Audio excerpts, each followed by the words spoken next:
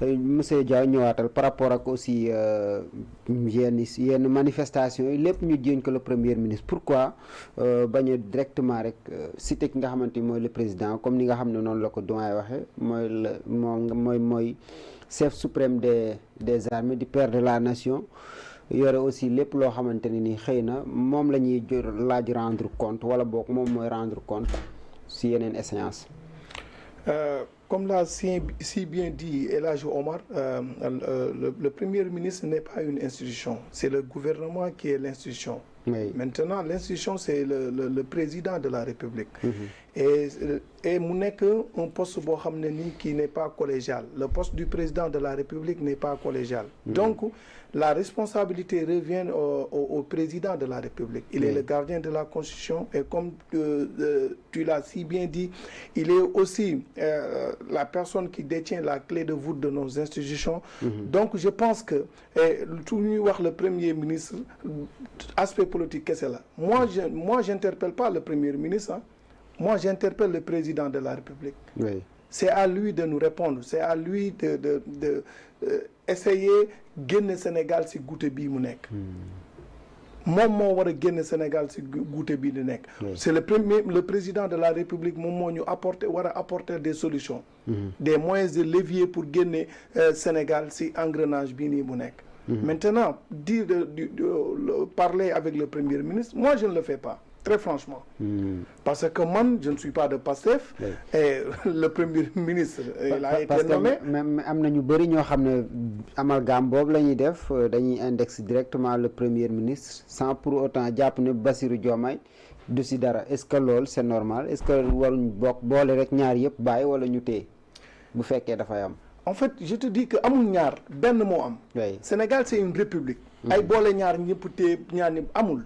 benn moo am on est une république une république boo xamante ni l'exécutif dafa war a incarné par le président de la république. Oui. Donc ñun c'est le président de la république moom moo ñu war a apporter des réponses. C'est l'institution. Maintenant la relation entre Ousmane Sonko et le président de la république loolu c'est quelque chose boo xam ne c'est perso. C'est très franchement c'est personnel. Mais si on parle de la république on interpelle le président de la République. Oui. Très franchement. Et man ma jàpp ne tey si tey question yii ni Sénégal nekk waratuñoo wax sax Ousmane Sonko di ko boole si engrenage kii bi étatique bi. Oui. Parce que nag muy le premier ministre muy le ministre de l'intérieur muy le ministre de la justice ñooñu tey heure bii daf leen waroon fekk ñu sauter parce que dafa nekk une installation électrique.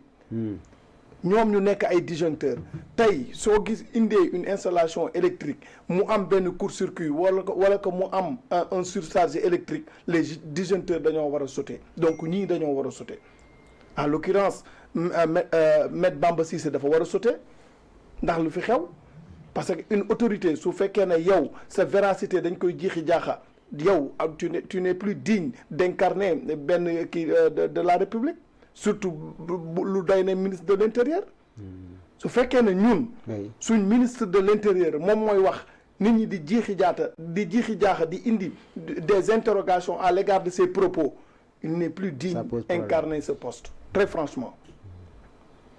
Idem pour le ministre de la justice. Idem pour le premier ministre. C'est des disjoncteurs yoo xamante ni dañoo passé benn court-circuit ce qui s'est passé à l'université dañoo war a tëb ñoom ñëpp. Ils ne sont plus dignes d'incarner ces postes-là. Parce qu'il n'y a plus de confiance. Amatul. Amatul. La parole de l'autorité, c'est de l'or. Soo waxee waruñ see teg tarafatal ay ni waroo wax pour fay bor. Oui. Parce que nag la République est au-dessus de nous tous. Oui. La République moo gën a fort seen aspect relationnel yi la République moo gën a fort ay nit. su fekkee ne dañoo am benn autorité boo xamante ni il n'est pas en mesure il n'est pas c'est-à-dire dans les postures de mesurer cela très franchement dañoo war a tëb. dañoo war a tëb très bien dinañ si ñëw sax cette crise. Mais avant cela bëggoon naa intervenir. allez-y. c'est-à-dire man fi ma bëgg intervenir mooy réflexion pour réflexion c'est-à-dire Sénégal soo xoolee. ñi fi mës a falu ñëpp en général dañu nekk secrétaire général de parti président Senghor secrétaire général de parti parti socialiste ñëw avec article 80 jox Abdou Diouf dëkk bi Abdou Diouf géré le secrétaire général du parti président de la République ñu dem ci Abdoulaye Wade parti démocratique sénégalais président le secrétaire général du parti et chef de l'État ñu ñëw ci Macky Sall nekk secrétaire général de APR président de parti ñu ñëw nag fii nag te loolu dañ ko yàgg a ŋaañ. tel n'est pas le cas. non may ma fa laa jëm non may ma rek. fa laa jëm dama ne loolu dañ ko yàgg a ŋaañ. parce que dañu ne waroo nekk chef de l'État. ba pare nekk secrétaire général de parti. parce que jàpp nañ ni soo nekkee chef de l'État ba pare nekk secrétaire général de parti da ngay orienter lépp pour sa intérêt parti.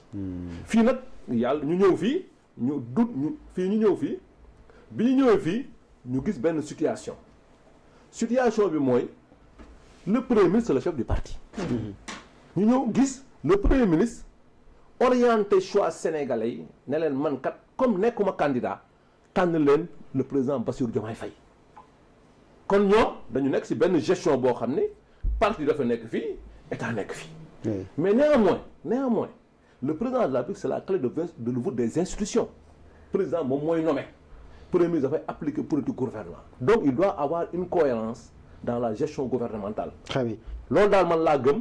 maintenant parti état je crois que état moo nekk au-dessus de tout nañu fexe ba ñoom ñuy harmoniser le président de la République ànd ak son premier ministre appliquer la politique du gouvernement. maintenant c'est au président maintenant d'évoluer donc chacun avec sa mission xool lim la dénk yaa ngi koy doxaloo ko pour mu jël ay mesures correctives. loolu mooy dëkk.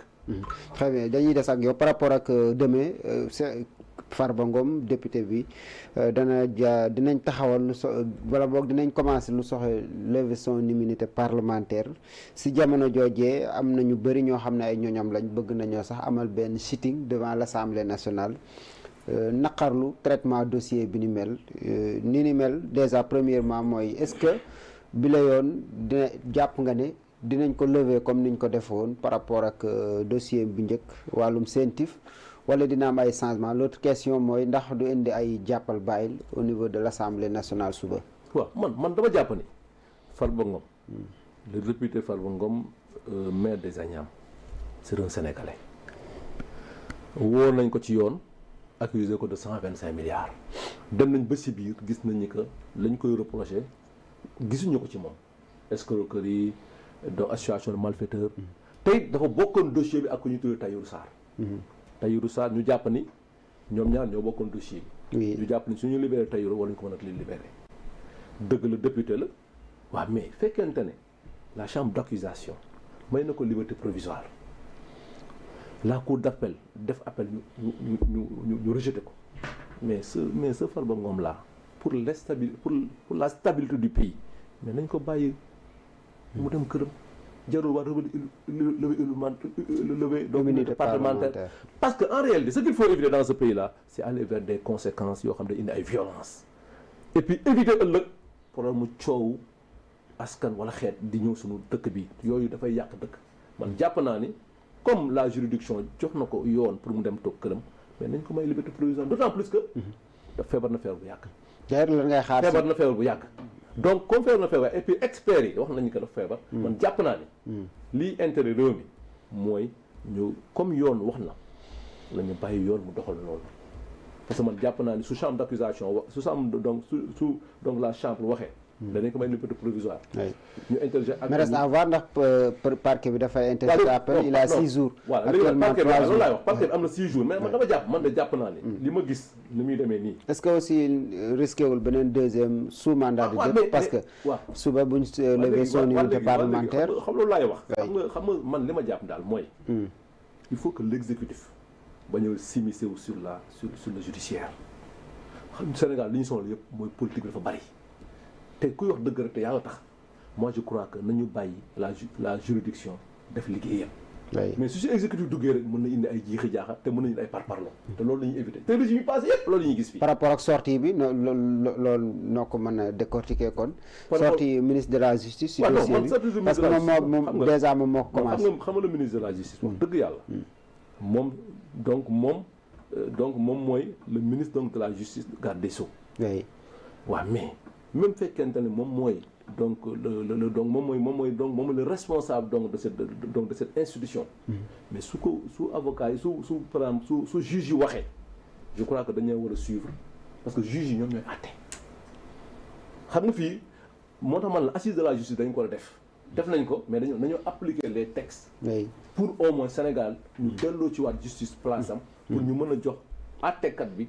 cëram ak wàccuwaayam. très bien. man loolu mooy suñu xalaat ñun waa Allure. te loolu la ñu gëm aussi. te même fa ñu nekk aussi ci Diomaye président ñun lii ñuy wax ni ñun nee nañ la intérêt réew moo ñu tax a jóg. mais du xam nga ce qu'il faut éviter. ce qu'il faut éviter. politique laay def maa ngi ci benn camp. lu camp boo xam ne dem ci. mais lépp loo gis aussi loo xam ne war nañ ko wax. di réflexion parce que man dama jàpp ni Sénégal dañu war a xuutal la réflexion pour améliorer le système judiciaire. pour également garder les grands équilibres. les grands équilibres mooy l'exécutif, le pouvoir judiciaire ak le pouvoir exécutif. parce que loolu suñ ko gardewul rek. jiixi jaaxa dañu jiixi jaaxa man jàpp naa ne bokkul ci luy doxal réew. parce que nag tey di nga nekk opposition suba nga dem au pouvoir. gannaaw suba keneen dem yàlla mooy xam kuy falu ëllëg. nañu éviter dans l'opposition di wax loo xam ne suñu faloo dañu ko def. nañu fexe rek ba xam ni yàlla mooy fale yàlla mooy folli mais ñu améliorer suñu système judiciaire rien n'est parfait dañ ko améliorer. ba jox magistrat yi teg leen ci ay conditions yu baax. améliorer ni ñuy liggéey. ba ñu bàyyi leen ñoom. cundum ñu doxal. très bien am na solo ayca monsieur Dia par rapport ak demee lan ngay xaar assemblée nationale deuxième levée immunité parlementaire u Farba Ngom ak aussi dossier bi ñaari téléphone portable daanaka ñu bëri dañuy poser question naka lañ mën a tuumal nit lu toll 120